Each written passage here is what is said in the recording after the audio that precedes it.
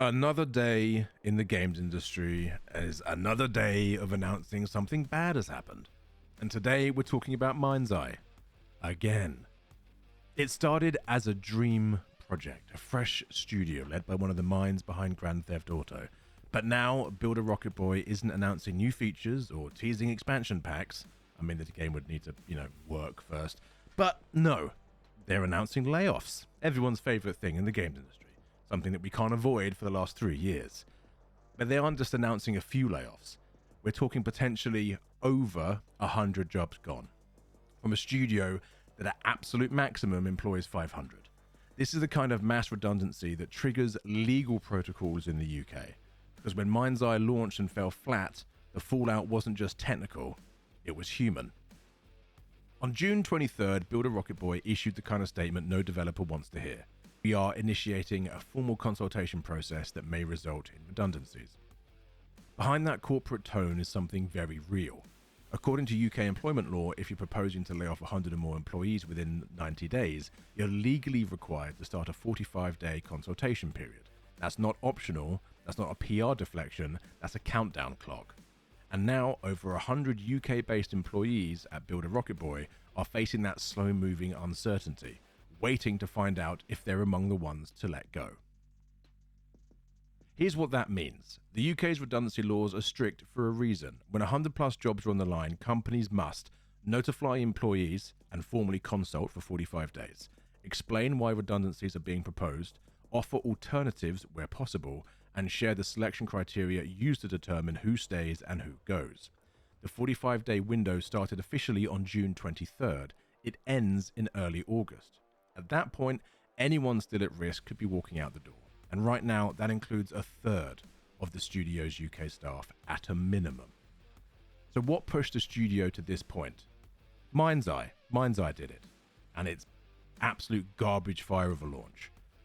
Builder Rocket Boy's first only release, a cinematic action game with blockbuster ambition. But when it launched, it didn't deliver, not even close to deliver. It was awful. Steam player peak at launch, 3,300. 1 week later, 130. Today, right now, 52. Just bear that in mind. This game costs hundreds of millions to make. 52 people are playing it right now. The review score, mostly negative. Refunds, even Sony, a platform famously resilient to refunds, has issued refunds. And behind those numbers were the symptoms of something deeper. A game rushed, buggy, and clearly unready and unfinished. Performance issues, broken AI, cancelled sponsored streams, a title that looked big on paper and crumbled in execution. This wasn't just a bad week for a studio, this was a structural failure. Inside the studio, pressure mounted. Co-CEO Mark Gerhardt told staff the layoffs were part of a shift from launch to life support, that the game would live on through updates and optimization. But let's not ignore the tension here. Just weeks ago, Gerhard claimed that there was a coordinated effort to trash the game in the studio, alleging paid trolls and bots were behind the negative attention. This wasn't a conspiracy. Mindseye failed because it wasn't ready, and now the team is paying the price. And the thing is, this isn't about numbers anymore. It's about people, developers, artists, QA, testers, writers. Some relocated across countries to join the studio. Some left stable jobs because they believed in the vision. They believed in Mindseye. They believed in Builder Rocket Boy. And now they're staring down the barrel of a 45-day window with no clear future. When a game fails, it's rarely the executive team that suffers first. It's the people in the trenches. It's the people that made the game, that dedicated years of their life to making a game. The ones who pulled 80-hour weeks, the ones who skipped weekends, who gave everything to ship something great. And Builder Rocket Boy was supposed to be different. It was supposed to be a breakout studio. It was supposed to be a new rock star. A bold statement from one of the industry's most respected veterans. And now it's just joining the long, bitter list of studios laying off staff since 2023. And again, I've said this in other videos, 25,000 devs have been laid off since beginning of 2023. Not because that they aren't talented or that there wasn't talent, not because there wasn't vision, but because the execution collapsed under the weight of its own ambition, and because somewhere along the way, leadership catastrophically failed to course correct before it was too late.